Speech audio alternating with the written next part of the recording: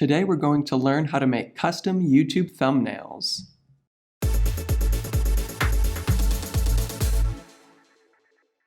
Hello and welcome to an Affinity Revolution tutorial. For this tutorial, I'm going to use this picture of a monk for my YouTube thumbnail, but you can use any image you want. If you want to use the same picture as me, I've included a download link in the description. The first thing we need to do is create a new document. So I'm going to press Command-N or Control-N if you're on a Windows computer, and that brings up our new document dialog box. Make sure that your page width and height are set to 1280 by 720. Those are the dimensions for a YouTube thumbnail, and then press OK.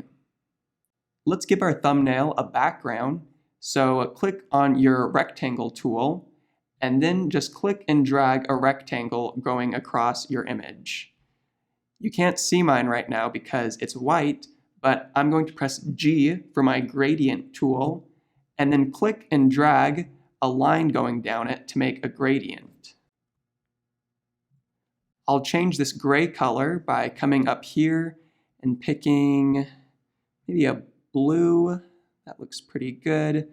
And then I'll click on this white circle and change this to, I don't know, maybe like a turquoise color.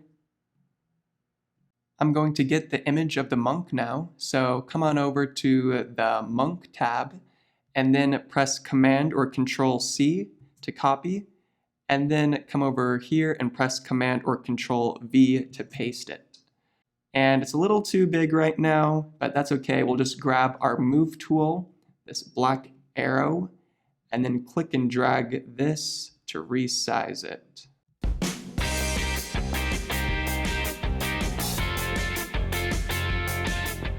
To remove the background from this image, we're going to apply a mask.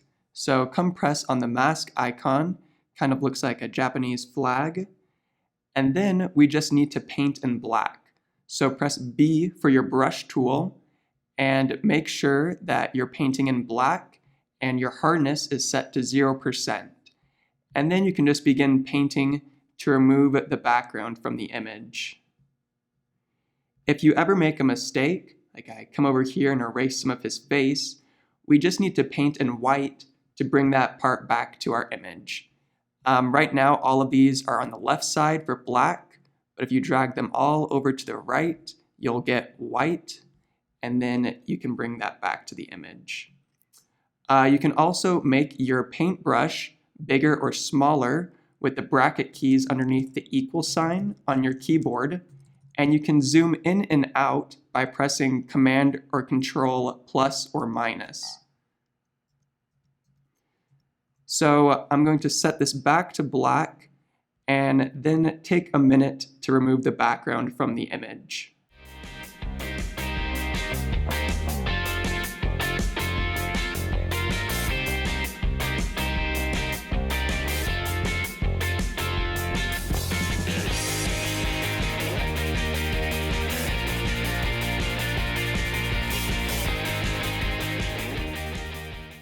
Now that we have the background removed from our image, let's add some text to our thumbnail. So press T for your text tool, and then click anywhere and begin typing.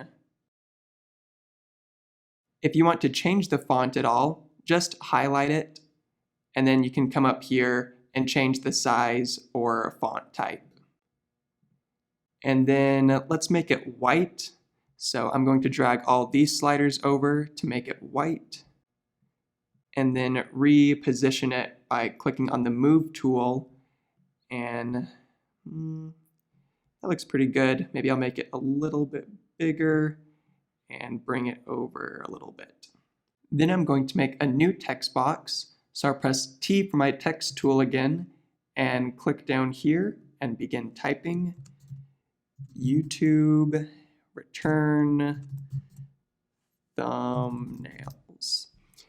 Then I'll highlight this and center it. I'll make it red also.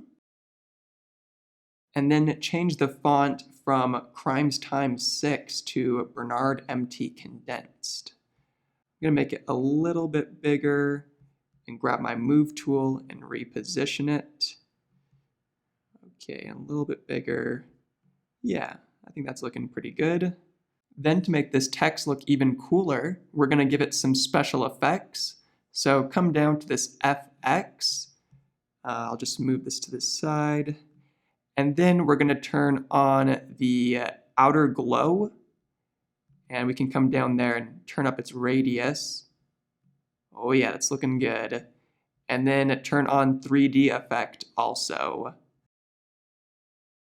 And with that, we are done. We have just completed this YouTube thumbnail.